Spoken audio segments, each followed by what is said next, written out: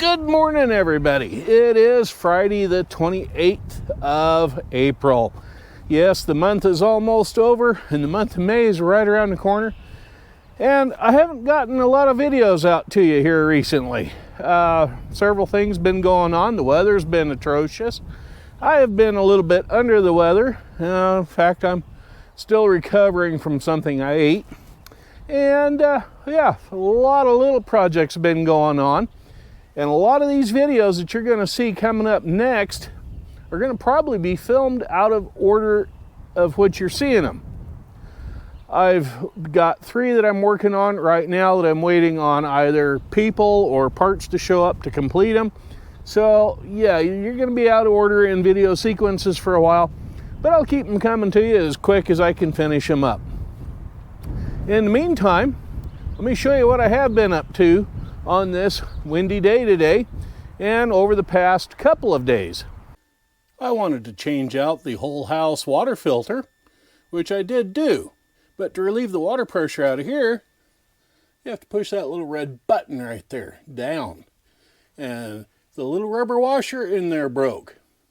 As luck would have it, my local hardware store had this little itty bitty, about 1/4 inch diameter round rubber washer that had a hole punched in the middle of it, just large enough for a number 6 machine screw to thread into it. That, in combination with the spring and that little red button acting as a nut, are what you push to release that water pressure in that thing.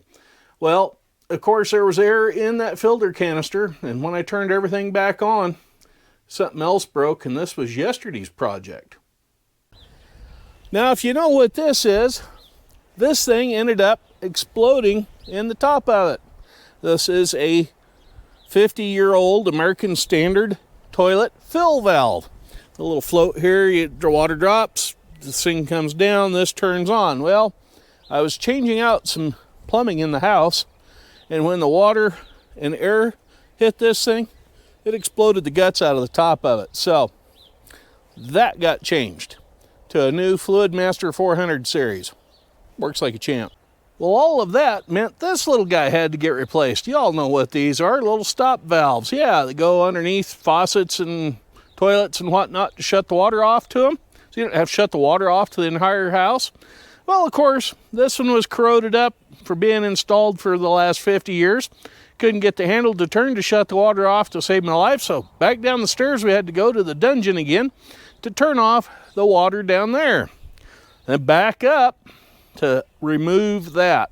So yeah, that's been a lot of up and down stairs. And that's one of the reasons why I've been under the weather. My knees are killing me. Anyway, there's no reason to be worrying about it. I'm going to heal up and I'll just keep right on going. 1 foot in front of the other. Yeah, pretty much. That's the way it's going to be. Just like me telling you another dad joke. What does a guy that's had a vasectomy have in common with a Christmas tree? Any ideas? The balls are purely ornamental. I even managed to get an old burned out light bulb changed out in the garage. Yeah, a lot brighter now. One of the other fun little projects I got to do today is we got to buy one of these glass mat batteries for this silly thing. One of these spill-proof batteries. Yeah, for the Ranger side-by-side. I was told a lawnmower battery would fit in this and work just fine. Well, guess what? Riding lawn tractor batteries don't fit in that box. No, they don't. So, yours truly didn't get a lawnmower battery to put back in there. Yeah, how do you get this thing off? Yeah, it's in the side. Okay. So, anyway, this has got to pop off of here somehow. Yeah, it does. There we go. Anyway, I don't know what those little brass things are for. But, oh, those are the nuts that go in there. Yeah, I know it sounds screwy, but yeah. For those of you that have never done one of these, they have little brass nuts on this new battery that are supposed to go in here somewhere if you need them. Well, these battery terminals are about as clean as they're going to get. Yeah. It's a little different design than the last one. The last one, these blocks had an arch in it that you actually put those brass nuts into. This one, the terminals are threaded.